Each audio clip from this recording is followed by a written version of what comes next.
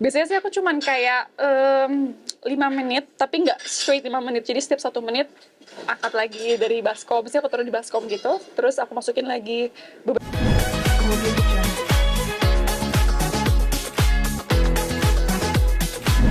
Banyak sekali kameranya. Iya dong. Oke, 7 menit ya sekarang. Silakan teman-teman. Oke, lagi. Nah, Kenapa jadi saya yang disalahin?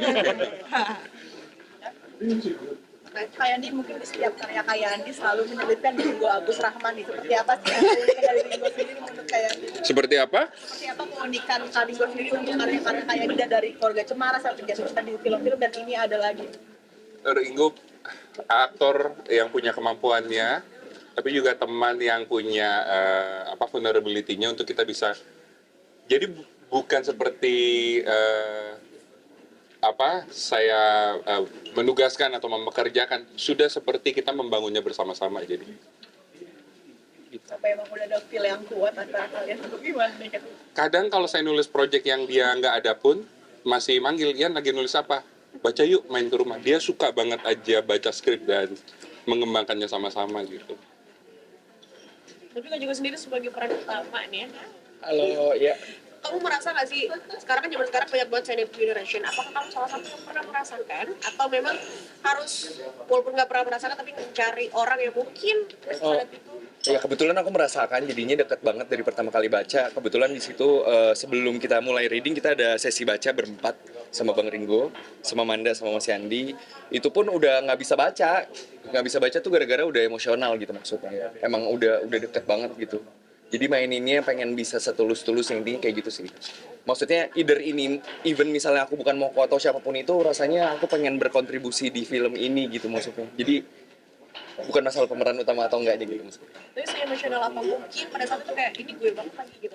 Mungkin ada satu situasi yang Enggak sih, iya, aku ngerti maksudnya. Sebenarnya enggak ini gue banget, tapi rasanya mungkin ini bisa mewakilkan film ini mungkin bisa mewakilkan banyak orang yang nggak bisa menceritakan hal ini gitu, secara verbal gitu. Mungkin ini bisa mewakilkan itu gitu, lebih pengen itunya sih.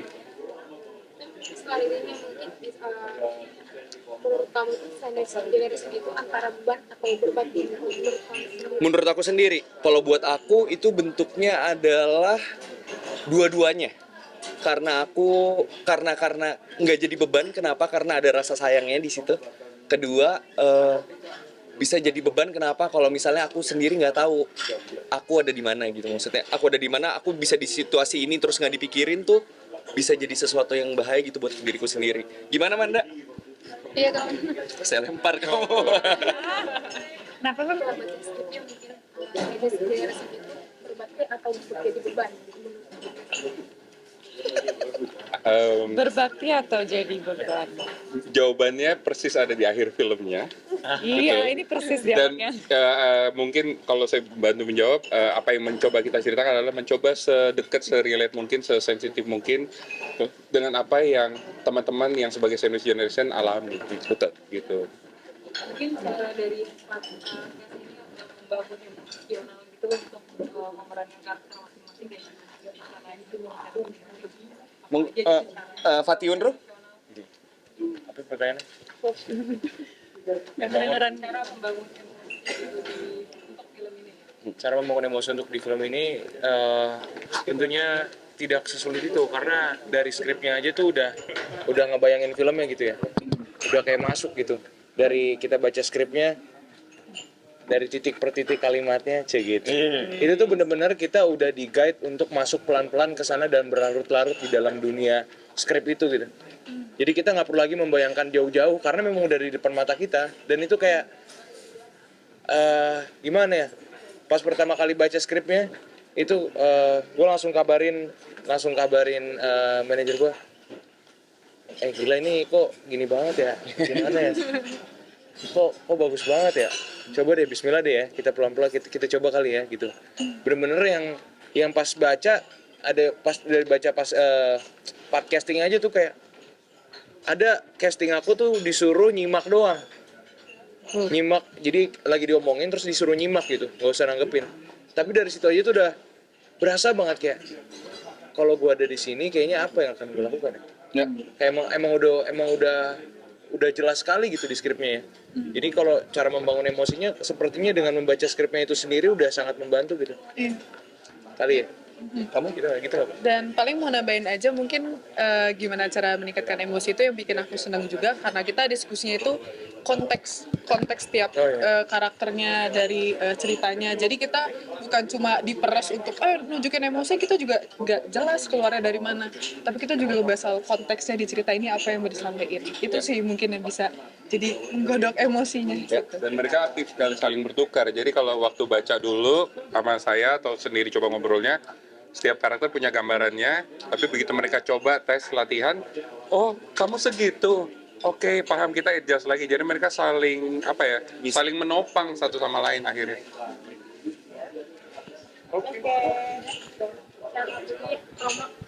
Jangan lupa Mana jago kan?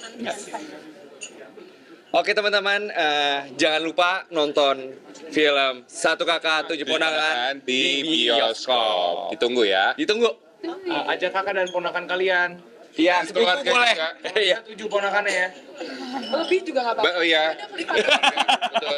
Pacar juga boleh. Pacar juga boleh, mantan juga boleh. Mantan.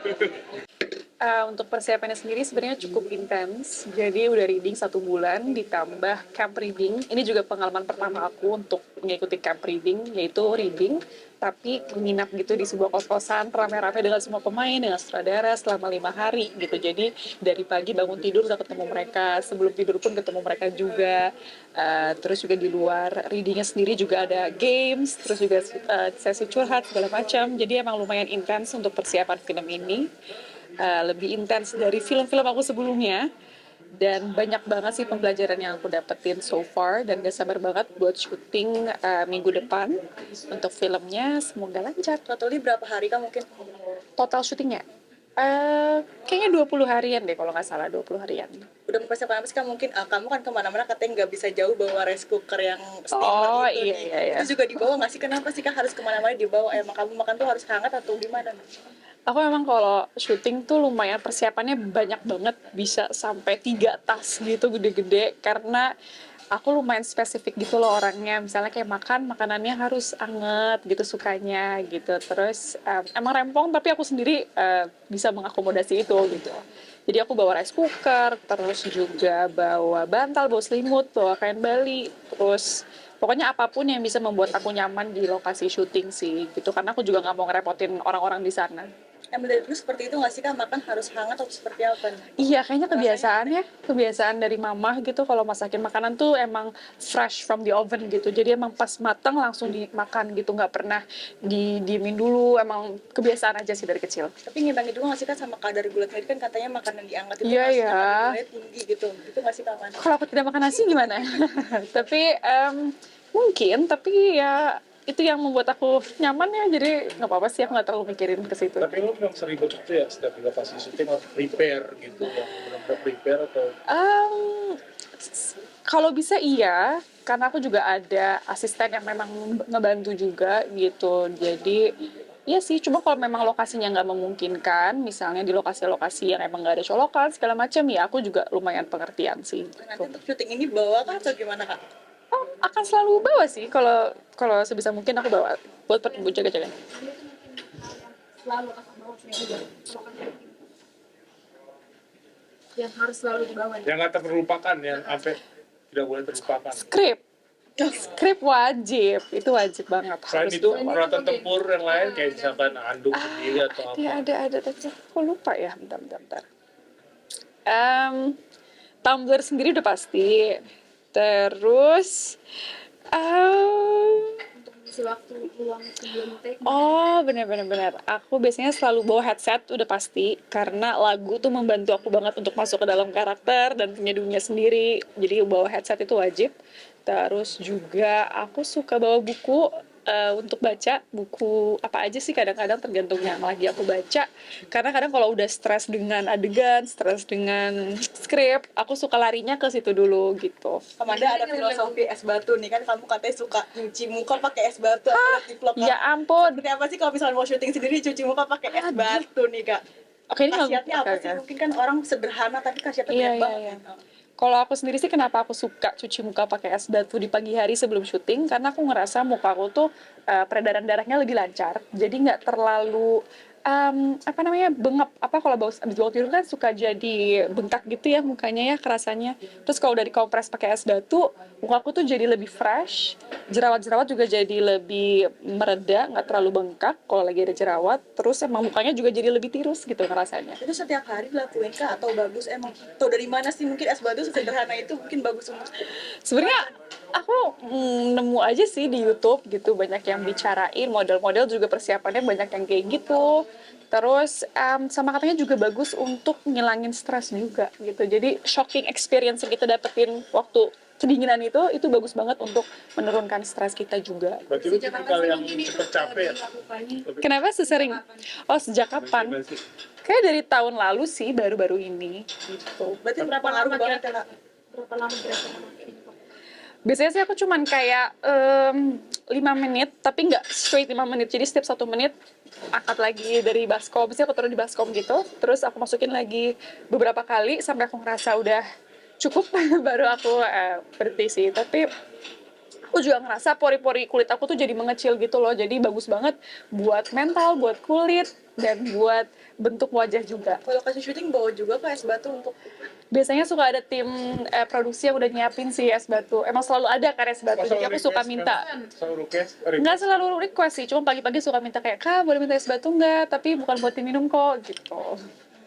Kak, kamu juga mungkin kalau misalkan ngomong sama orang suka gini-giniin kuku nih tadi aku perhatiin. Emang iya ya?